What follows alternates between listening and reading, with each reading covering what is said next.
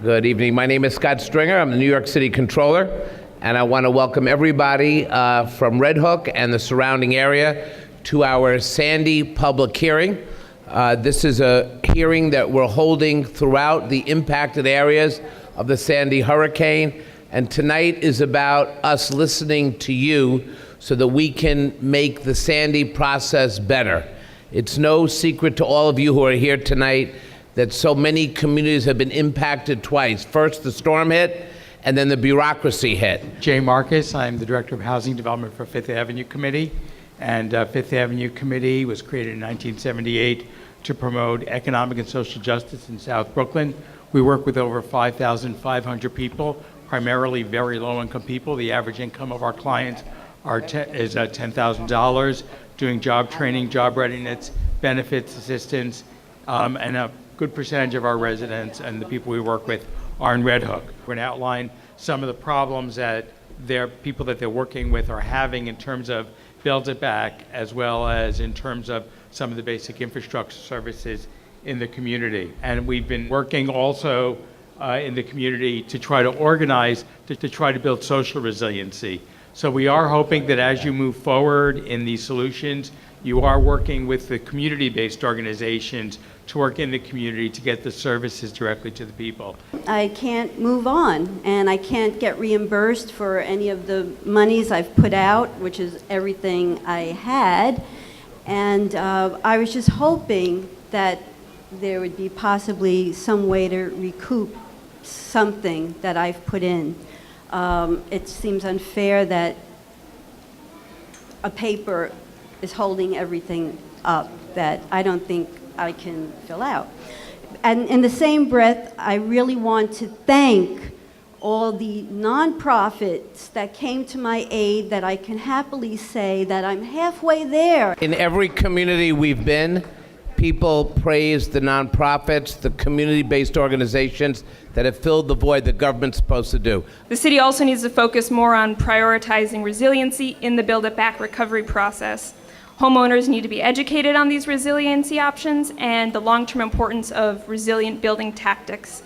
If Build It Back funds are not being used on resiliency, the city needs to offer a program to help subsidize these often expensive home improvements. This could include, for example, affordable, low-interest, or even forgivable loans for very low-income homeowners so that they can make these resilient improvements. So some programs that we wanted to address that we worked on was a design help desk where free consultation was given to homeowners from design professionals, and we did this program with Architecture for Humanity, HRO was part of that, HPD, and also Enterprise.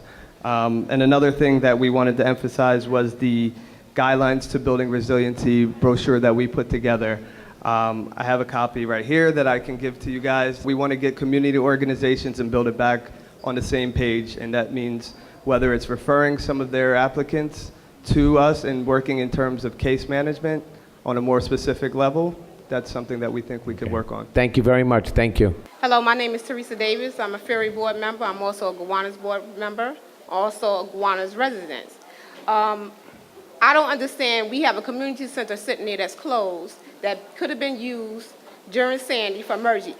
But we did use it to a certain extent, but it had to be closed at another time. We couldn't be there all day using the community center because we had people in there with emergencies that couldn't get down because the elevators and everything, where our elderly people didn't have food, didn't have water and stuff. So we had people from Ferry, FAC, and residents going up 15 flights, 12 flights to get water and food to these people. If the community center had been open before that, then that could have served as a purpose, as a safe haven for people that did not have relatives or family to go someplace that could have stayed there.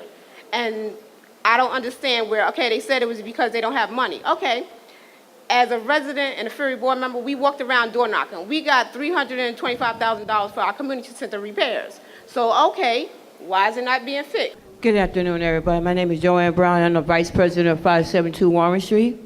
Okay, now my first thing is that I have mold in my apartment.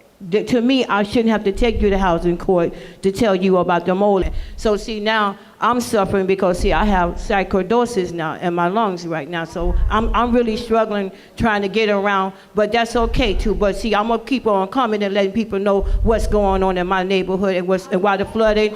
You understand what I'm saying? I mean, like, I'm gonna stand up here and I'm gonna keep on complaining until somebody hear us. I'm Carrie Gadsden. I live in Gowanus. I gave your assistant a report that was done by various organizations throughout New York City regarding Sandy, the condition before and after the storm. A survey, we went door to door, asking people for their opinion about the repairs and their problems regarding Sandy. I would like you have a copy. I would like you to read the report. I will. But this is system-wide. Here's a few of our on-the-ground observations and recommendations for Gowanus. 1, restore and improve surface transportation. In addition to funding equitable surface transportation, we need clearly marked and updated evacuation routes for effective and coordinated transportation and better communications to assist residents when the city calls for evacuations. Number 2, fund community centers and make them more resilient. Number 3, target community engagement and outreach to vulnerable populations and coordination in response and planning for these communities. The digital divide is alive and well. Many residents are unable to sign up for NYCHA alerts or even notify NYC. Number 4, increase NYCHA accountability, tackle the long-term mold crisis and health concerns. My associate, Joanne Brown, who lives at Warren Street Houses, is going to talk about her experience. Leaking roofs, flooding, sewage backups at this development cause continual repair requests and inconveniences for residents and unacceptable and unsanitary living conditions that exacerbate health problems. Have you met with NYCHA?